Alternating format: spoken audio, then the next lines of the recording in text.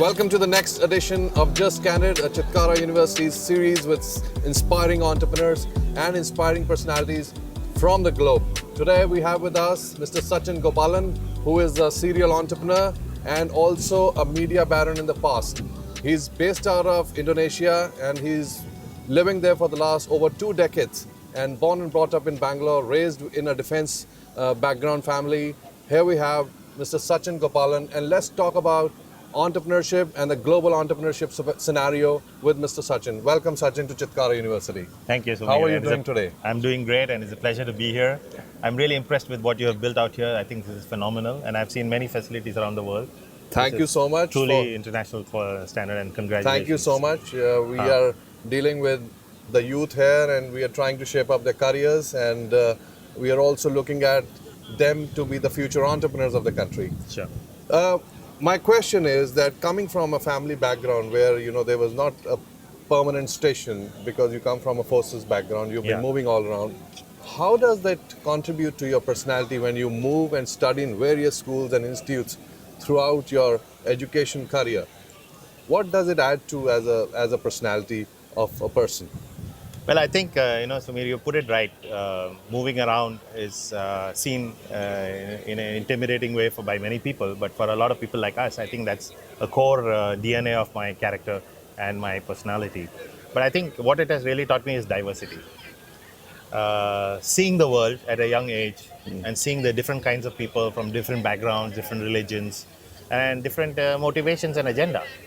It gives you a perspective that the world is so different, and the diversity is what we need to embrace.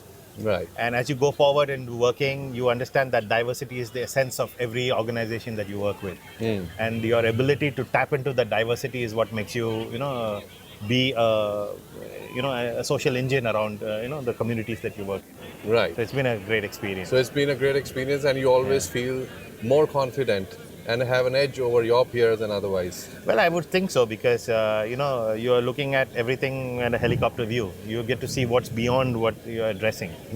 And that gives you a different perspective. Great. Sometimes it's good, sometimes it's scary. Great. So you have built companies. You, I believe, is now on your 4th startup. Yeah. Can you just give some pointers on what type of startups you built and what is the next coming up startup with you? Okay. So the startups that the first one I built was a media group. Today it is one among the 3 largest media groups in Indonesia. What is that? And it's called Berita Satu Media Group. Okay, you were the CEO of Berita Satu. Yeah, if I'm not I wrong. was the founding CEO. Founding CEO. But it was really a hodgepodge of multiple media brands and media products, print, digital, television, etc. And my job was to build it into a cohesive and unified media group. And the first thing I did, because I have an engineering background, so I'm an engineer who was put into the job of being a media guy. So I looked at media in a very different way. It made me different from my other media counterparts who were journalists or maybe had other backgrounds. So I looked at it from an engineering perspective and I said, okay, what do you do when you see so many different media initiatives? Right. How do you put it together? So I built Indonesia's first integrated newsroom.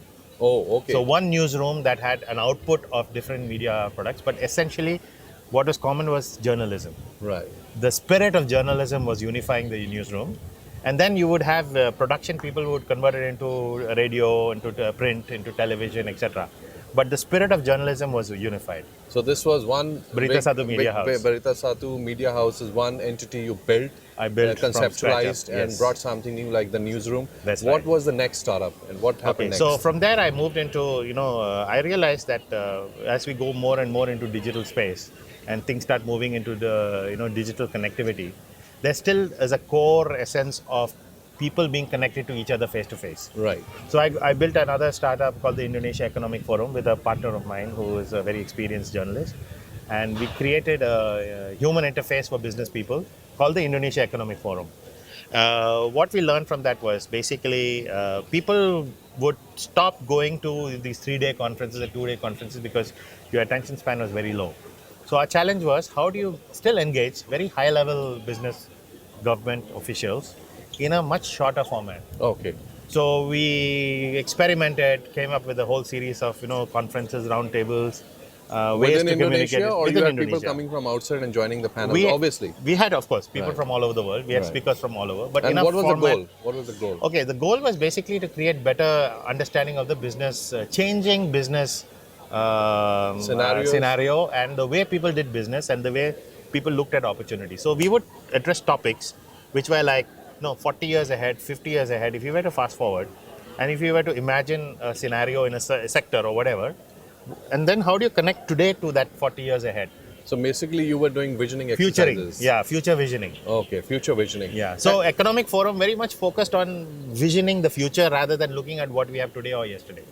So it is very forward thinking. It's a new approach. Right. And that engaged the imagination of a lot of business people because they suddenly saw things in a very different light. Right. Here is a pool of knowledge being created. Correct. And so. I'm not saying visioning can be accurate, but that's not the purpose. The purpose But at is least we created a platform. We create a platform on a very different to come and thing. engage, network, and discuss, and policy intervention, Correct. and all. So that's doing very well right now. Is it? What year is it now? It's the 5th year now. 5th year. Yeah. So, I understand that it is very difficult to sustain the startups. You build a big empire with Veritas Satu. Yeah. Then you moved on to Indonesia Economic Forum. I believe it must be a non-profit entity, or No, is it no, a it's for-profit? for-profit. It's a for-profit. Sounds like a non-profit. Sounds but like it's a for-profit. non-profit. So how do you sustain these forums? Okay. So it works on a sponsorship model as well as a membership model. So we have people who are members, and then we also have a lot of sponsors who are committed to us for the long term. Is government also the sponsor? So I would say the government doesn't put in any money. We don't take money from the government for a reason, because we are positioned as an independent body that looks at the common goal interest of everyone. Right. So corporate sponsorships are allowed, Right. but they are topical based on sectors that they want to champion. And then you prepare the forums and panels according to those sectors. And then we take it around the country as well. Right. Okay. So is it well received? Very well received. Very It's well doing received. well. In fact, it's got a core group of 2 million people who engage with the platform on a yearly basis, and about 10,000 people actively participate in the various events. Perfect. So it's a slightly different model from a typical conference that you look at, Right. mainly because of the look into the direction of where the nation is heading and where people are heading, rather than looking at what's the business situation today or recently. Right. So it's very upfront deliberations for creating future. Very plans and futuring, exercise, visioning kind of So I discussions. also heard in our morning conversation over breakfast that Indonesia is a great place for young entrepreneurs, even for for their businesses and even for jobs. Yes. Could you just elaborate that? What fields, like where all they can, kids and students from India and even youngsters, Okay. for entrepreneurship establishments and for careers? Okay. So I'll give you a little context Because behind. most of the people Yes. are running towards the West, as you know. Yes. Why Indonesia? Okay. So I'll give you a little background to that first. See, I believe every part of this world is connected to the startup ecosystem in a different way because they bring different skill sets to the table. And India obviously is, if you look at coding, there's no better place than India because the way the Indian mindset with their English skills and mathematical ability become probably among the best coders in the world. So English helps them. English helps, mathematics helps, the way Indians have structured thinking helps, and I think our cultural background helps us become better coders. So do you think that we in India do mathematics for a purpose? Well, they've started to now Now. because I think the AI and things like that gives a purpose to doing Why mathematics. are you doing mathematics? Yeah, otherwise people don't understand mathematics Right. beyond application because it's difficult to understand how you apply mathematics. Right. Now, coming to the Indonesia side of it, Indonesians are very creative. If you look at design, I think their design is way superior to what Indians do because they're creative. It's a creative society. Even their wardrobes and their culture, Everything. If you look at furniture, design, you look at offices, you look at buildings, you would find the building, even an Uniqueness. average building, are very unique and very well designed. Right. So design is in their DNA, right? And creative, they're a creative society. Okay. But when it comes to technical, it's a very small workforce that understands technology. So I have been working on this theory of creating an ecosystem which is using multi-nation skills. So if I can take the creative side of Indonesia, the technical side of India, and then probably some of the marketing expertise. The best marketers So in the you world are are the doing US. the matchmaking, So I'm creating pooling, matching and pooling of entrepreneurs. skill entrepreneurs. Okay. Yes. So it's just not me, but also my other business partners. We believe that there is an opportunity to match skills across nations. rather than looking at within a country. Because, entrepreneurship programs get to be caged within a country because, government supports it. And of course, the government's budget is not meant to be used for other government's programs. So those fences are built because of the way structure is today. So is the government welcoming for young entrepreneurs? I think the government is having the right approach and the right things, but it needs Things people are- like us who are outside the system Okay. to do connecting across. Okay. And So- they're open to that. They're open to that. I don't think there's any policy that restricts them. It's just that they don't see a program which effectively takes them across borders. Got it. So we can be Got the it. ones who connect across nations They and build play as schools enablers of- and catalysts. Correct. So you're looking at a startup here. Like, for example, you look at an incubator. Typically, an incubator has a startup team, which is from within that incubator, or at the most, maybe a few other partnerships that you may have. And then you take it at a national level, then you'll have people from different cities, etc., in a startup. But when you look at internation, why can't your CTO be from India, but your CFO is from another place, and your creative team is somewhere else? So you're But trying to do that level of that level of engagement, interconnectivity. and build one incubation organization or something That like will that. help to make these dots. And I'm not saying it does everything like that, Right. but there are certain project ideas that will work beautifully because of this internation No, connections. I think it adds sense. There is a Yeah. cultural exchange, there is knowledge exchange, there is Exactly. talent, skill exchange. So my Right. next question is Yeah. how much it is effort for Yeah. a young startup student idea or just out of college to go and set up a company in Indonesia? Is it difficult? Are there some blockages? Okay, this is a moving goalpost issue, right? I mean, there were 2 years ago, it was kind of very difficult. The government has now understood that the importance of investment from all over the world is important. And is investment actually coming in hard industry or manufacturing or certain sectors was the old way of thinking. Today, the real startup sector is the real investment because it leads to further investments. You Okay. start with, let's say, $1 million. And when your idea scales, then you can 10 million, 20 million, $50 million being invested into an idea because it's Right. market creation. Right. Which startups bring, which industry may not bring. Because Right. industry, you're done with the $5 million, you build a plant, Right. it's done. Right, So startups have this ability to be huge scale up for investment coming into countries. right, So the governments have started to understand that they must open doors for startups right. and open each other's markets. And then market access. friends of the government like you are trying to build that sort of attraction, those bridges.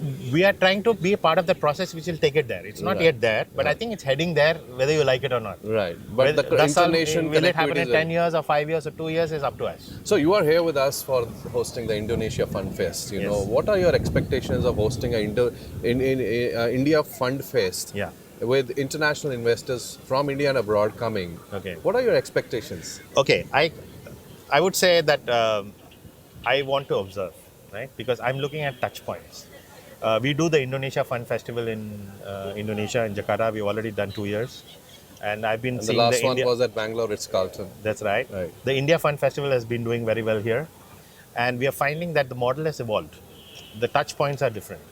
I'm trying to be an observer in the event that's happening here in order to look for touch points between the two countries. But my real goal is actually to take it across 3 nations. I want an engagement for entrepreneurs between US, India and Indonesia. I believe that these 3 countries have got common skill sets and common agenda, Right. which will drive creation of new super startups, which we may not have seen. A lot of things in common and a lot of strengths in common, That's right. which could be made That's like right. a muscle. And if they can access each other's markets, because Right. a startup needs a market, no? Yeah. And why do these 3 countries have? Because they have market, they have population. Right, got it. Right, Got so it. India is second largest populated. Indonesia is the 4th largest populated Right. country in the world. The US being number 3. Right. So 2, 3, and 4 are getting together, and I think What it's else you a want? great alliance. It's a Right. great Brilliant, alliance. brilliant. Yeah. So, a university Yes. in a private setting, one of the pioneers, Chitkara University in this Yes. region of North India. Yes.